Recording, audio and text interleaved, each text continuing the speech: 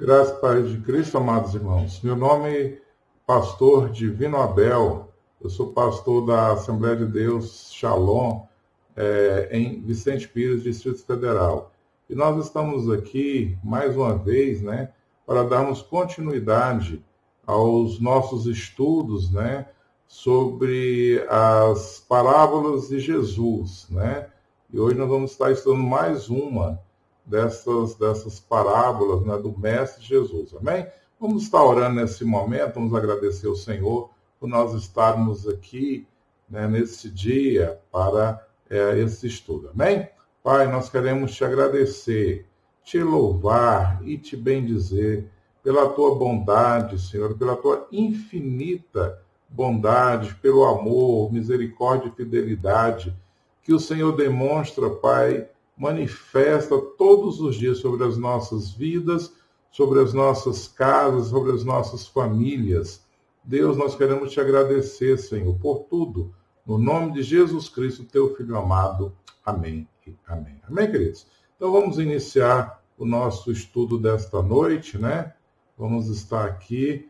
As parábolas de Jesus, reflexões bíblicas para o nosso crescimento espiritual. Amém? Vamos estar aqui. A parábola de hoje é a parábola do joio e do trigo. Quem somos nós, Já começamos com uma boa pergunta, Quem somos nós? Somos trigo? Glória a Deus, E se formos joio? Não, vamos ser trigo, É bênção, Bênção para as nossas vidas, porque disso depende toda a nossa eternidade. Amém, queridos? Então, nós vamos aqui, a parábola do joio e do trigo, Vamos passar aqui os nossos slides. A parábola do joio e do trigo, texto bíblico, do contexto, Nós vamos estar lendo aqui primeiro o texto do contexto, Vamos entender onde Jesus estava, o que ele estava fazendo, com quem ele estava. Esse é o contexto, E nós vamos estar aqui lendo no Evangelho de Mateus, capítulo de número 13, os 3 primeiros versículos, Vamos ver aqui. Tendo Jesus saído de casa naquele dia, ele estava sentado junto ao mar, que era o mar da Galileia, ali o lago de Genezaré, ou mar de Tiberíades, Ou seja, Jesus estava na Galileia. E ajuntou-se muita gente ao pé dele, para ouvir, De sorte que ele entrou num barco, Fez ali um barco como se fosse ali um púlpito, Um local de onde ele estava ali ensinando. Ali ele se assentou, e toda a multidão estava em pé na praia. E falou-lhe de muitas coisas por parábolas, dizendo: eis que o semeador saiu a semear. Amém, queridos? Então, esse era o contexto. Jesus estava ali, nas margens do lago de Genezaré, e ali uma grande multidão, estava ali para ouvir o mestre. E para facilitar, ele não tinha, equipamento de som, ele não tinha microfones, e ali ele vai, sobe em um barco e começa a ensinar, a pregar, E a primeira parábola, numa sequência ali que ele vai contar, a primeira parábola é a parábola do semeador, Por isso nós vemos aqui, eis que o semeador saiu a semear, E a partir dali ele vai, contando outras parábolas. Dentro dessas outras parábolas, nós vamos, encontrar na sequência a parábola do joio e do trigo, E a parábola que hoje nós vamos estar estudando. Amém? Nessa parábola, Jesus comparou o reino dos céus à lavoura de um homem, E este homem semeou uma boa semente de trigo. Então, a semente que ele semeou, uma semente de qualidade, Ou seja, ele esperava colher também ali um produto de qualidade, Mas durante o seu período de descanso, veio um adversário e semeou joio no meio do trigo, E passando o tempo, o trigo cresceu e frutificou, mas junto dele também apareceu o quê? O joio, E nós sabemos que o joio, ele é muito parecido com o trigo, até uma determinada fase, né?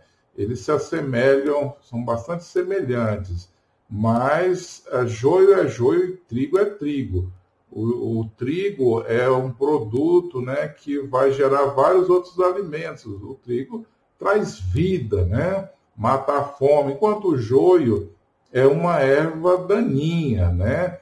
O joio, ele, inclusive, nós vamos estar vendo no estudo de hoje, que ele abriga ali, né, hospedeiro, né, de um parasita ali, de um fungo altamente prejudicial à saúde humana e à saúde também dos animais também, né? Então há uma diferença muito grande, né, entre o joio e o trigo nesse aspecto, mas em termos de aparência e semelhança, eles são parecidos, né? Ao constatarem que havia joio entre o trigo, os servos do dono daquela lavoura, né? Os servos do dono do campo se lhe interrogaram sobre o porquê da presença do joio na plantação, se na verdade apenas o trigo havia sido semeado, né, por aquele homem.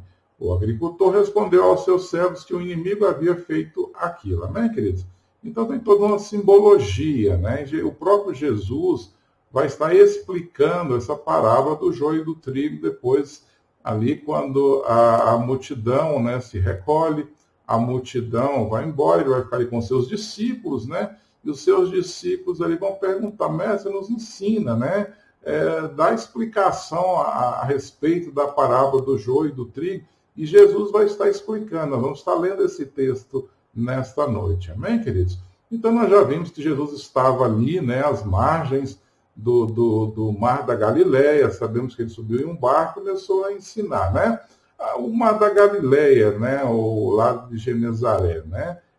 Na verdade, ele é chamado de mar, né?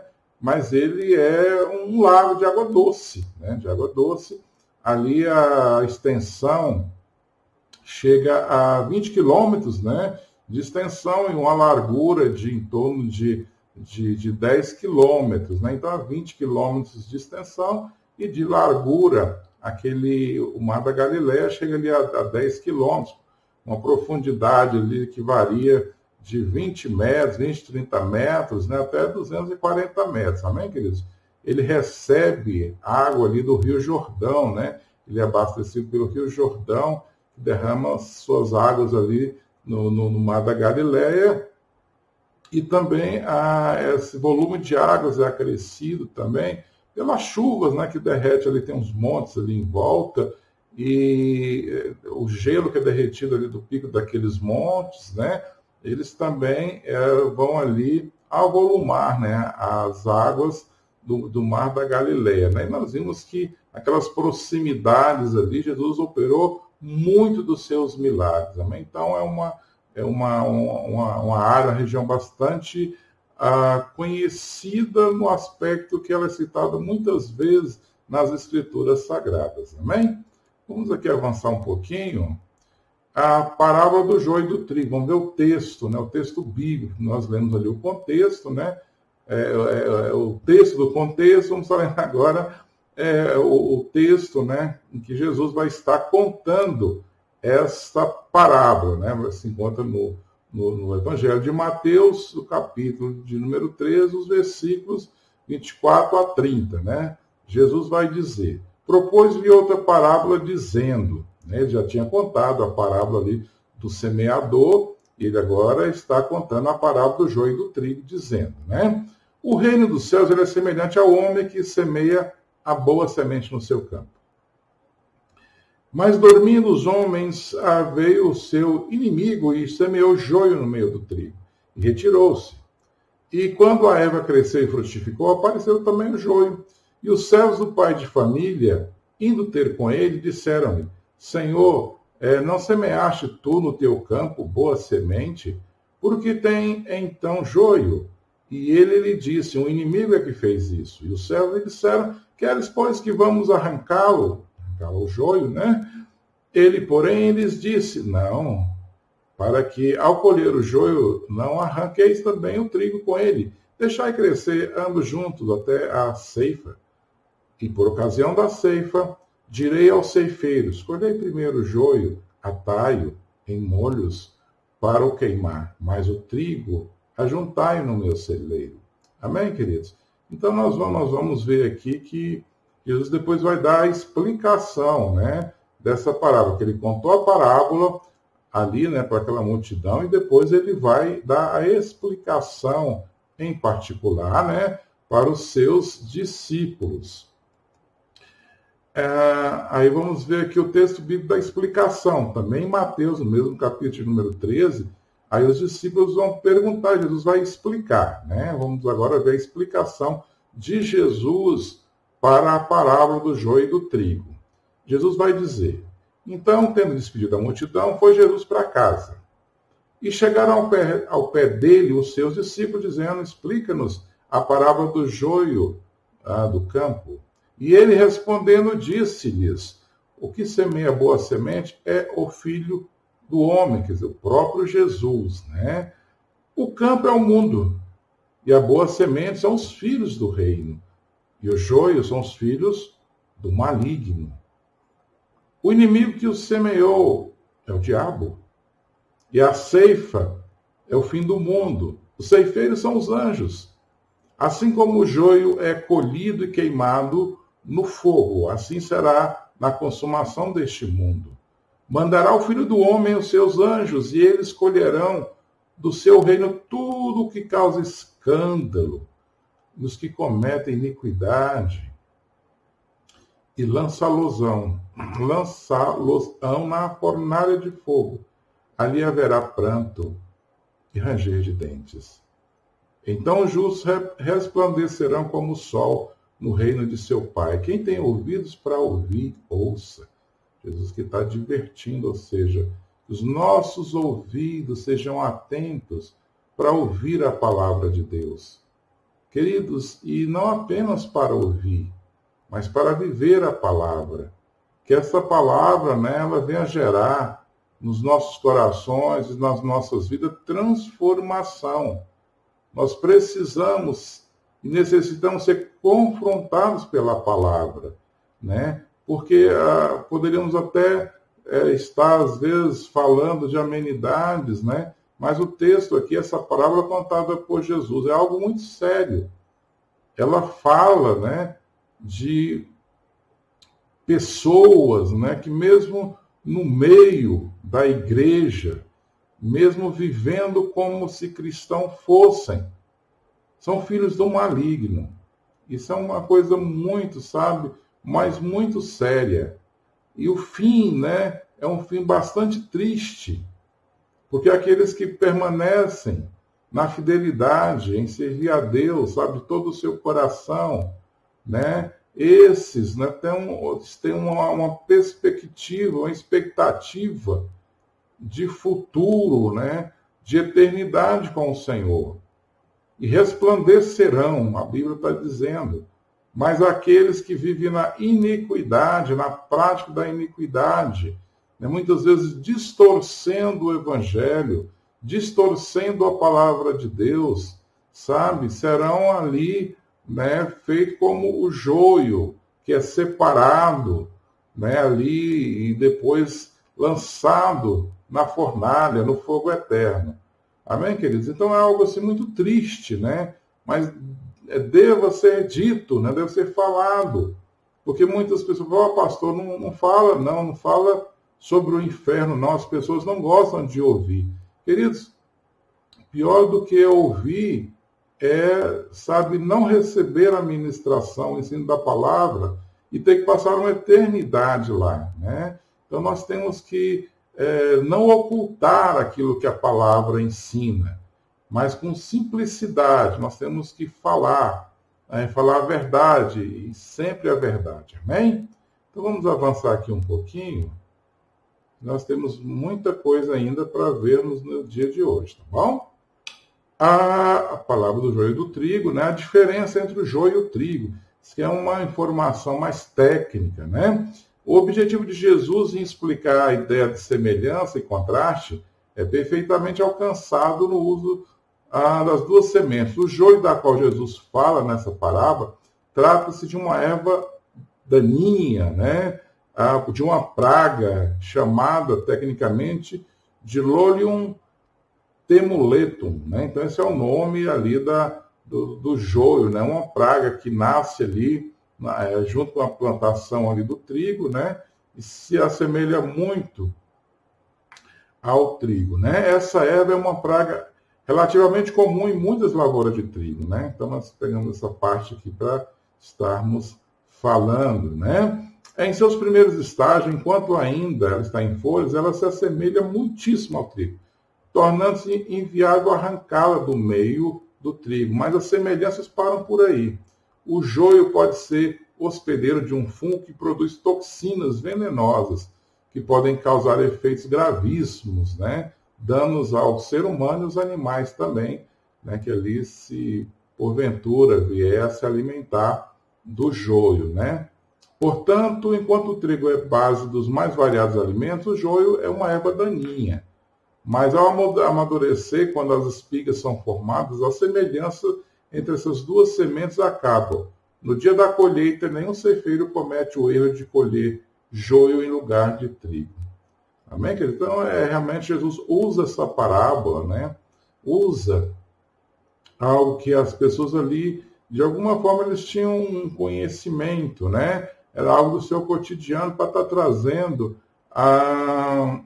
verdades, lições acerca do reino de Deus, lições eternas, aplicação para a vida, né? A parábola do joio e do trigo, a explicação da parábola, nós já temos falado, né? Então, queridos, Jesus vai estar ali ensinando e falando, né, que nós não devemos, né, na tentativa de limpar, vamos dizer assim, a lavoura, arrancar o joio, porque corre-se o risco de, ao tentar arrancar o joio, arranque-se também o trigo, né? Ou seja, tudo tem o tempo certo. Jesus está dizendo, olha, tenham paciência, né? Porque ele é que sabe, né? Quem é o joio, ele é que sabe. Quem é o trigo, nós não sabemos.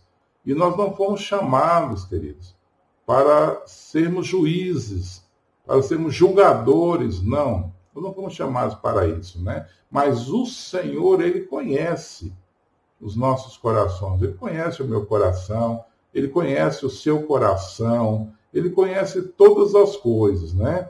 Então, nós deixamos para que o Senhor, Ele é o Senhor da lavoura, né? Ele é que é o conhecedor, as providências é Ele que toma. Amém? Então, aqui é a explicação desta parábola, né? Jesus explicou a parábola dizendo que o homem que semeia a boa semente é o Filho do Homem, é o próprio Jesus, né? É Ele que semeia, né? Vale saber que o título Filho do Homem é a autodesignação mais usada por Jesus, né? Querido, Jesus é Filho do Homem porque Ele nasceu, né? Foi gerado no ventre de Maria, né? Ele foi a palavra, né, encarnada, né? Então ele nasce, ele é gerado no ventre, né, da semente ali da mulher, filho do homem. Mas Jesus também é filho de Deus, porque ele foi gerado pelo Espírito Santo de Deus, amém? Então ali, esse termo, né, muito usado inclusive por Ezequiel vai usar muito esse título, né, de filho do homem. Jesus, muitas vezes, né, vai, né, se autodesignar filho do homem, né? Esse é um título muito significativo que aponta para a sua plena humanidade, né, e para a sua plena divindade. Jesus Cristo plenamente homem, Jesus Cristo plenamente Deus, né? Também podemos dizer, olha, 100% homem, 100% Deus, amém? Glória a Deus por isso. O campo na parábola ele serve como representação do mundo, né? A boa semente de trigo representa os filhos do reino, enquanto o joio representa os filhos do maligno. Consequentemente, o inimigo que semeou é o diabo. Por último, a ceifa representa a consumação dos séculos, né? Lá no final haverá uma separação, né? Os filhos de Deus, né? Os filhos do reino, né? Aqueles que foram lavados, né, e foram ali redimidos, né, foram comprados pelo sangue de Jesus, né, e aqueles, queridos, que na verdade estavam inseridos nesse meio, mas com o coração inconverso, né? Não houve conversão, viveram, né? De uma forma impiedosa, de uma forma ímpia, né? Então, na consumação dos séculos, haverá uma separação definitiva entre o joio e o trigo, né? E quem fará isso, né? Os próprios ceifeiros serão os anjos do Senhor. Os anjos ao serviço do Senhor, no dia final, como ceifeiros, tirarão do reino todo o joio, né? Tudo aquilo que era, sabe, de alguma forma enganoso, apenas parecido, mas não era na essência, né? Tudo que foi semeado pelo diabo, ímpios, injustos, aqueles que praticam o mal e são motivo de tropeço e de escândalo para outros, né, queridos? Que nós possamos ser canais de bênçãos, que nós possamos ser abençoadores, que nós possamos promover a glória de Deus, que nós possamos promover, né, a propagação do Evangelho, né, de Cristo.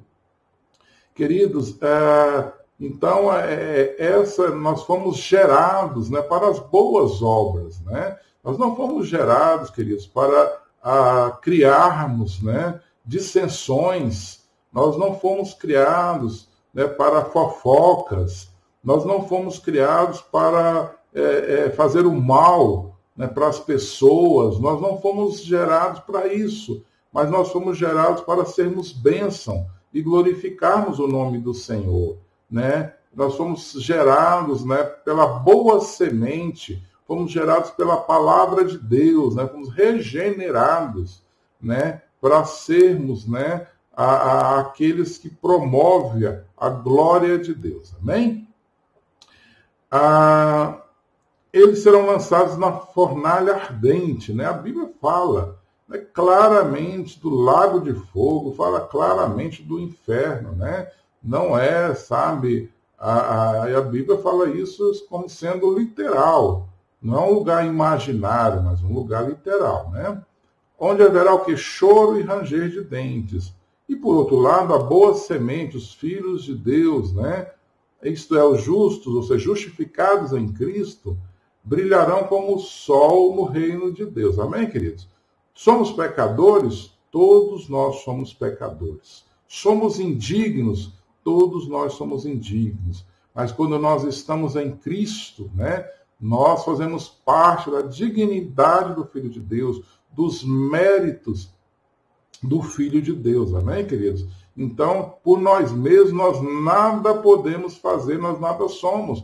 Mas a nossa confiança, a nossa esperança está, né, pelo fato de nós estarmos em Cristo, né? De nós estarmos escondidos em Cristo, de nós estarmos ligados a Ele, sabe? Como a videira verdadeira. Amém?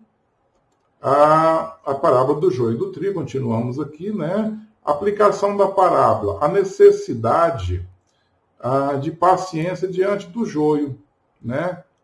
Porque, vamos arrancar o joio agora. Não, não é assim. Jesus falou, espera, né? Espera o tempo, né? Espera o tempo certo, todas as coisas. A principal lição que devemos tomar da parábola do joio e do trigo diz respeito ao quê? Paciência. A ordem para deixar que o joio cresça no meio do trigo fala exatamente isso, né? Então, deixa no tempo certo, no tempo oportuno, né? O Senhor da lavoura, né? O Senhor que conhece os corações, sabe? O justo juiz, né? Isso está nas mãos dele, né? Ele não vê como o homem vê, mas ele vê o coração, né? Então, nós temos uma avaliação extremamente equivocada. As nossas avaliações, muitas vezes, levam em conta apenas o exterior, né? Mas Deus não, quer dizer, Ele conhece o profundo do nosso ser e da nossa alma. Ele conhece lá, sabe, os pensamentos, os desígnios do nosso coração. Amém? A segunda aplicação da parábola. O joio está misturado no meio do trigo. Sim, Satanás procura a falsificação da mensagem do Evangelho. Queridos, muitas vezes Quantas mensagens com o evangelho distorcido, né? Com o evangelho, sabe, vamos dizer assim, colocado de uma forma equivocada, né? De uma forma, muitas vezes, a manipular ou a ludibriar, né? Então, nós sabemos que nós devemos estar firmados, né, na rocha que é Cristo, na palavra, né, na doutrina dos apóstolos, né, no testemunho dos profetas. É nisso que nós devemos estar ali, sabe, queridos? Não podemos ir atrás de qualquer vento de doutrina. De modo que seus representantes se misturam no meio do verdadeiro povo de Deus. Sim, está misturado, né, heterogêneo nesse momento. A igreja visível, né, ela ainda tem aqueles que promovem escândalos, né, que são pedras de tropeço, né? Então, tudo isso acontece, mas vai chegar um momento, né, que haverá essa separação definitiva entre o joio e o trigo, né? O joio semeado pelo maligno está no meio da igreja visível, que nós acabamos de falar. E a terceira aplicação, o joio será definitivamente separado do trigo, né? Nós já vimos isso também, né? Vai lá na consumação dos séculos, né? O Senhor enviará os seus anjos, ceifeiros ali, e farão essa separação. O joio vai ser separado para ser queimado, né, na fornalha de fogo ardente, enquanto ali, né, o trigo vai ser separado, né, para estar ali com o seu Senhor no celeiro, né? Glória a Deus, queridos. Então, é uma parábola, né, um ensino muito, muito forte no aspecto, né, de nós, sabe, confrontarmos a nós mesmos. Quem somos nós? O que nós estamos fazendo? Somos apenas frequentadores de templos, de igrejas, ou nós somos verdadeiramente igrejas? Somos templos do Espírito Santo, né? Porque muitas vezes nós queremos enganar a nós mesmos, sabe? Mas há um momento que a gente tem que, sabe, ser realmente confrontado, sabe, e entender aquilo, né, que realmente somos, qual foi aquilo que Deus fez nas nossas vidas, porque até a salvação, queridos, é misericórdia de Deus, né? E a Bíblia diz que é por graça, né? É misericórdia, é favor imerecido, é bondade de Deus, amém? Então vamos avançar aqui mais um pouquinho. Já estamos chegando aqui na conclusão, né? A conclusão desta parábola. No final, os ímpios serão tirados do meio dos redimidos, né? Já falamos bastante sobre esse assunto nesta noite. Os filhos do maligno serão perfeitamente distinguidos dos filhos de Deus e serão lançados no lugar de tormento, né? E a gente fala isso com muita tristeza, não é com alegria, né? Porque o coração de Deus, queridos, o desejo do coração de Deus é que todos os homens, sabe, se arrependam, né? Cheguem ao conhecimento da verdade, conhecimento de Deus. Deus não tem prazer na morte do ímpio, né? Da impiedade. Deus não tem prazer nisso. Mas Ele enviou Jesus para salvar, para resgatar, né? O Evangelho é pregado, sabe, para transformação de vidas. É poder de Deus para a salvação de todo aquele que crê. Amém? Mas os fiéis entrarão na bem-aventurança eterna. Eles estarão para todo sempre ao lado do seu Senhor, né? É isso que nós aguardamos, queridos. Nós esperamos ansiosamente, né, o dia em que nós estaremos para sempre com o Senhor. Eles não brotaram como uma erva daninha no campo, mas foram plantados pelas mãos do grande semeador, chamado Jesus, né? Foi Ele que nos semeou no seu campo, para que nós frutificássemos. Eles são frutos da boa semente, e a boa semente jamais resultará em praga, apesar de muitas vezes terem que dividir a lavoura com o joio. O celeiro daquele que os plantou está reservado exclusivamente para recebê-los. Amém, queridos? Então, essa é a parábola, né, do joio e do trigo, né? E já chegando aqui no finalmente, né? Maranata, Jesus em breve voltará. Estamos preparados? Estamos aguardando a vinda do Senhor? Estamos em comunhão com Deus? Estamos em comunhão com o nosso próximo? Estamos buscando na palavra de Deus? Estamos buscando na oração?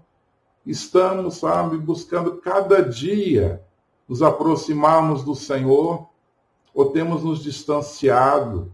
Ou temos esquecido do Senhor? Ou temos abandonado o Senhor? Queridos, são perguntas para que nós possamos refletir.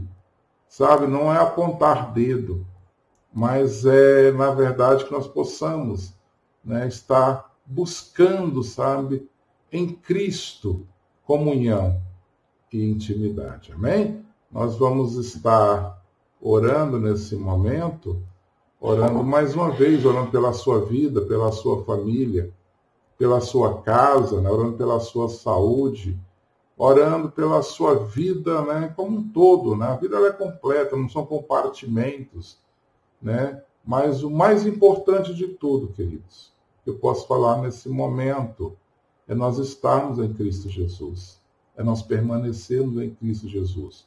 Mesmo que os dias sejam difíceis, mesmo que os dias sejam os dias maus, Mas nós podemos confiar no Senhor.